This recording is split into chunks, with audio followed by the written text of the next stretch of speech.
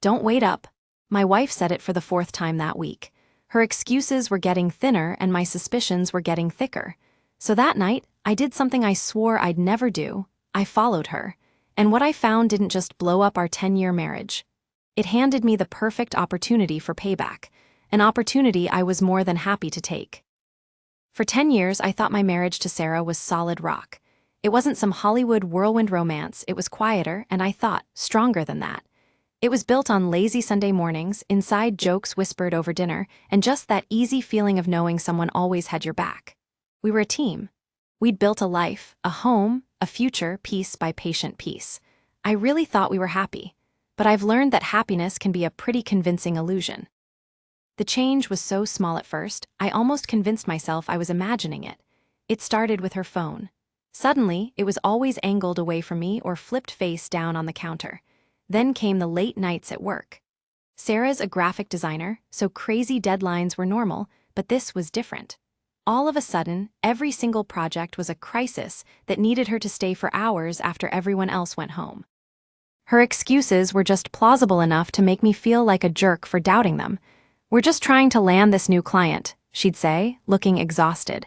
"It's a huge deal." Then came that phrase, the 4 words that started to sound like a countdown to the end of my marriage: "Don't wait up." The first time, I rolled over and went to sleep. The second time, I felt a little knot in my stomach. By the third time, it didn't feel like a suggestion anymore. It felt like a command. She didn't want me waiting. She didn't want to have to face me when she stumbled in at 1 in the morning, smelling faintly of a perfume I didn't own and a coldness that had nothing to do with the weather. The moment that broke me, the thing that finally shattered my denial, happened on a Thursday. The text came in around 6 p.m. "Gonna be another late one. Don't wait up." That was it. No explanation, no sorry not sorry, just a statement. And something inside me just snapped. That slow-burning suspicion I'd been trying to ignore burst into a full-on raging fire. I wasn't suspicious anymore. I was sure. I just needed to see it for myself. I needed the truth, no matter how much it was going to destroy me. I gave it an hour, my heart pounding with a sick mix of fear and adrenaline. Then I grabbed my keys, got in the car, and drove to her office. The parking lot was mostly empty, just a huge, lonely space under the ugly orange security lights. Her car was there, same spot as always. For a second, I felt this huge wave of relief. Maybe I was wrong. Maybe I was just a paranoid husband making a big deal out of nothing. I almost just went home. But then I remembered the look on her face the night before. I'd asked a simple question about her day, and she'd looked at me with this flash of pure annoyance. It was the look of someone being interrupted. I decided to wait. 10 minutes felt like an hour. An hour felt like a lifetime. Just as I was about to call myself a fool and go home, the main doors of the building opened. It was Sarah. And she wasn't alone. A man was with her. The way he walked, his hand resting on the small of her back. It wasn't professional. They didn't walk to her car.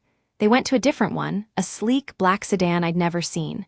He opened the passenger door for her, and I just watched, totally frozen, as she slid in. They didn't head toward our house. They went the other way, toward a part of town filled with trendy, expensive restaurants. I followed, keeping my distance, my knuckles white on the steering wheel. Every stoplight was like another punch to the gut. They ended up at an Italian place, the kind with dim lights and white tablecloths. A place you take a date. I parked across the street, sitting in my car like it was my own personal bubble of misery, and I just watched them through the big front window. I saw them laugh. I saw him reach across the table and cover her hand with his. And I saw my wife, my Sarah, lean into his touch and give him a smile so radiant I hadn't seen it pointed my way in years. That's the moment my heart broke, but right behind the pain was something else, something cold and sharp: rage. My first thought was to storm in there, flip the table, make a huge scene, but what would that do? I'd look like the bad guy, the crazy husband. It would give her the satisfaction of watching me lose control. No, I put the car in drive and went home. I had my confirmation. The grief could wait. It was time to make a plan. The next morning, I called a lawyer. I didn't say a word to Sarah. I went through the motions of a normal day, putting on an Oscar-worthy performance of the clueless husband. When she came home, I didn't ask where she was. I didn't have to. The real work started with our money. We had a joint savings account we'd been building for our future, for retirement, for the life we were supposed to have. Late at night, when she was fast asleep, I'd be at the kitchen table, going through months of bank statements. At first, it was all normal stuff. But then I saw them. Small transfers, dozens of them. A couple $100 here, 300 there. Small enough to fly under the radar, but when I added them all up, the number was sickening. Over the last 8 months, she'd been slowly bleeding our savings account dry. It came out to $50,000, our money. She was sending every dime to a business account. A quick search of the business name told me everything. It was a struggling tech startup. And the founder, the CEO, a guy named Mark, the man from the restaurant. She wasn't just having an affair with him. She was bankrolling his entire life with our future.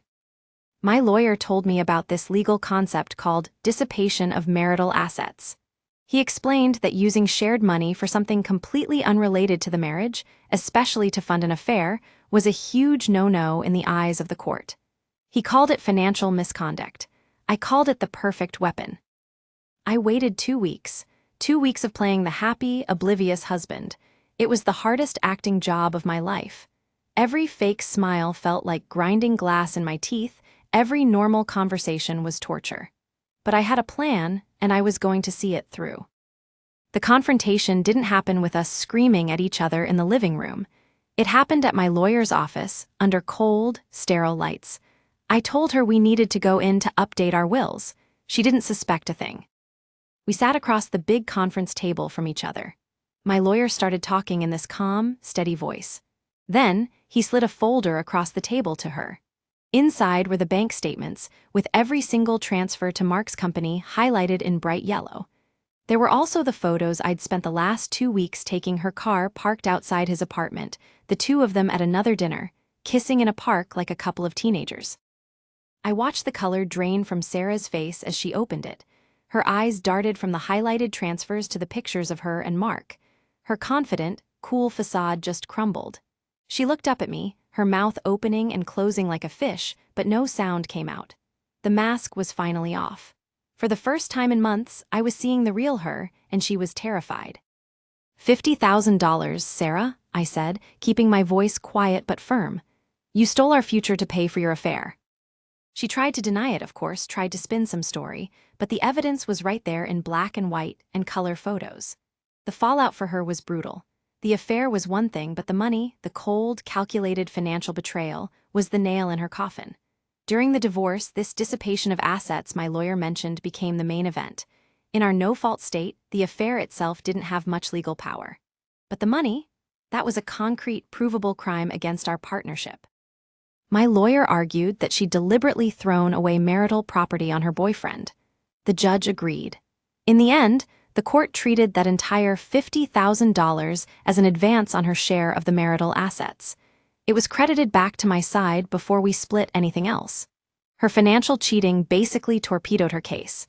She thought she was going to walk away with half of everything.